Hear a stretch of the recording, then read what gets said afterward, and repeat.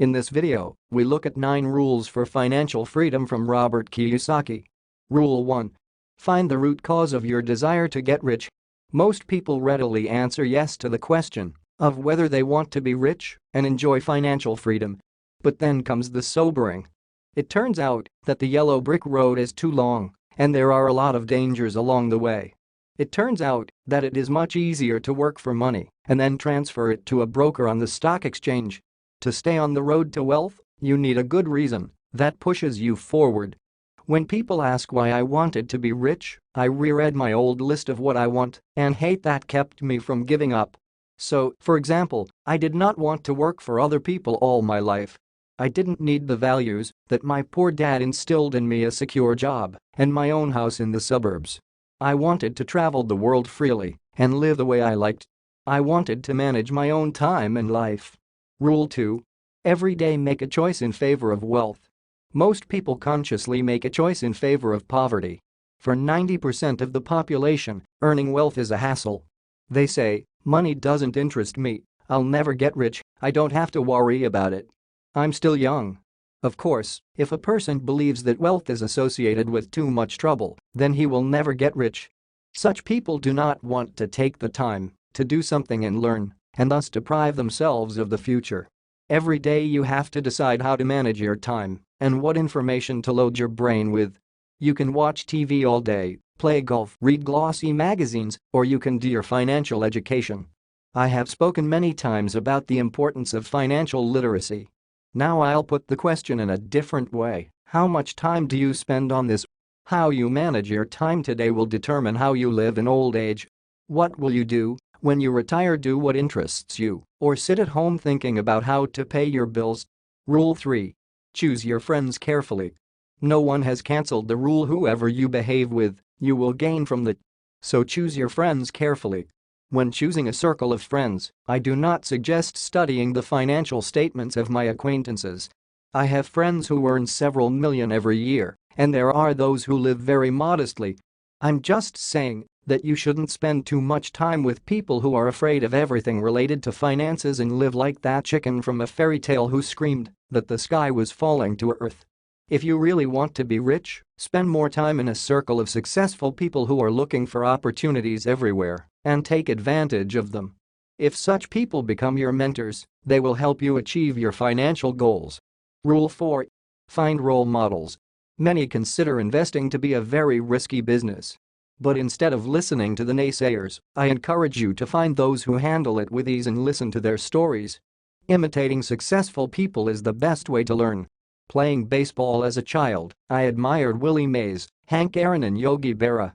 They were my idols and I tried to learn as much as possible about them. I studied their statistics, their style of play, and thanks to this, I myself began to play much better, although not enough to even play in the amateur league. Over the years, I have had more and more role models. Today I try to learn everything I can about people like Donald Trump, Warren Buffett and Jim Rogers. I know their accomplishments by heart and am intimately familiar with their investment style.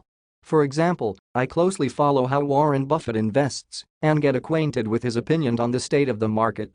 In the same way, I follow Donald Trump in business and try to understand how he builds relationships with various partners and ties them together. When I first started in real estate, I subconsciously acted as confidently and assertively as Trump.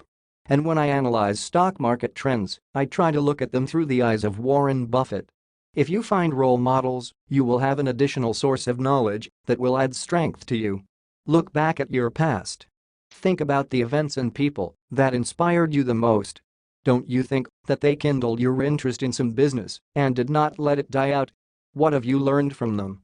If you want to build your financial future with the same passion, you can't do without idols to help you along the way. Rule 5. Pay consultants well.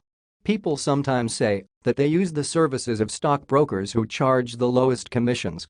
I do not understand this. Why do they trust their money to people who are clearly not among the best specialists? Rich Dad was convinced that professionals should be paid well because it was their services that helped him make a fortune. Of course, extra-class specialists will bill you for a decent amount, but the more money they earned, the more you will earn thanks to their intelligence and competence. If you decide to use the services of advisors on your way to financial freedom, whether they be brokers, real estate agents, lawyers, tax consultants, and so on, choose among them those who have experience and share your interests. Such people can become your main asset. If difficulties arise during the implementation of the plans, they will support and protect you. Rule 6. Move on to the next recipe only after you have mastered the previous one well. To bake bread, a baker needs a recipe. The same can be said about earning income. Most people make their living using one basic formula: a secure job and a steady paycheck. But, as you already understood, there are other formulas that promise much larger incomes. You just have to find and study them.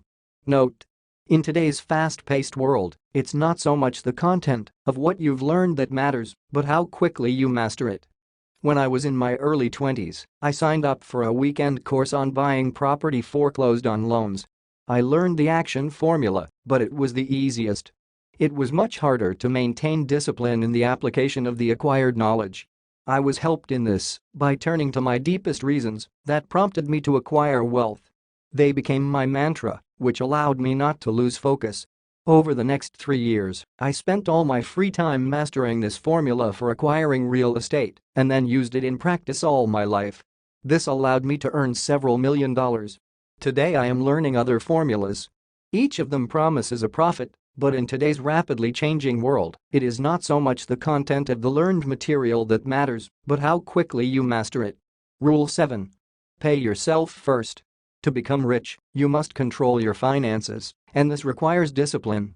What is the point of earning money and investing it in a business if it will be lost as a result? When I talk about discipline, I mean that you have to pay yourself first and then everyone else. Why? Because if you pay others first, then, as a rule, nothing remains for yourself. I'm not advocating that you pay yourself and immediately run out and spend the money on a new car, expensive outfits, or a cruise ship trip. By paying myself, I mean using the money to invest. Don't you want your money to work and multiply? If you want, pay yourself first, use the money, and let the creditors scream and complain. This will only spur you on to find new sources of income. Don't misunderstand me, I'm not suggesting that you avoid paying your bills. You must understand that from a financial point of view, it is illiterate to succumb to the pressure of creditors and spend your assets in order to pay them off. How can you pay off yourself without falling into the trap of creditors? First, cut your personal expenses. Don't buy yourself expensive toys until you've become ingrained in the habit of paying yourself first and you've accumulated enough assets to afford the big expenses. Second, even when in financial trouble, don't touch your investments to pay off your creditors. Consider their pressure on you as an incentive. It will force you to strain your financial abilities to find a new source of income. When you succeed, then pay. As you begin to accumulate assets, you will notice that you will have enough money to not only meet the requirements of creditors, but also to spend them on personal needs, maintaining the lifestyle that you see fit. Rule 8. Choose the most profitable option. When investing in any project, the first thing to ask yourself is how long your funds will be frozen. The second thing you should be interested in is what the return on investment will be. Consider the following example. A few years ago, just a few blocks from my home, I found a small condominium that was seized by a bank for non-payment. The bank wanted $60,000 for it. I offered $50,000 in cash for immediate payment, and the bank immediately agreed. Most investors will object, why did you freeze so much liquidity? Wouldn't it have been better to take out a loan? Just not in this case. My investment company is currently renting this condominium for $2,500 a month to skiers who flock to Arizona in the winter. When the ski season ends, the rental price is $1,000. So I got my money back in about 3 years. Today, this property, which I actually got for free, is free of debt and continues to bring money month after month. Rule 9. Don't buy luxury items on credit. In an affordable credit society, many are tempted to borrow money to buy something they like. Borrowing is the easiest thing to do, but in the long run it leads to trouble. If you too are prone to the habit of buying things on credit, then you are not alone.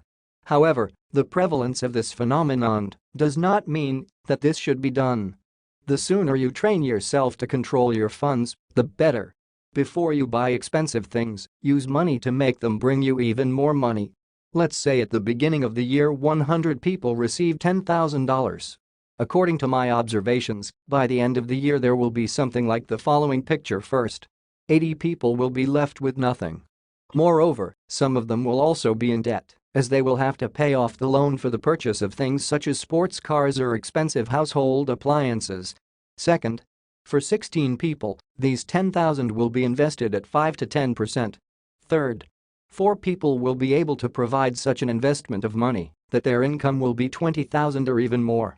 Which group do you belong to? If the first two, then keep reading and firmly grasp money should not be used for purchases, but for investment. Later, when you have accumulated a sufficient amount of assets, you can use the income received, including for the purchase of luxury goods. Thus, from a slave of money, you will turn into their master. I hope that with the help of all of the above, you will begin to think like a real financier. Subscribe to the channel to be aware of new videos. Share useful content with your friends and become better. With faith in each of you. To success in the shortest way with us. See you.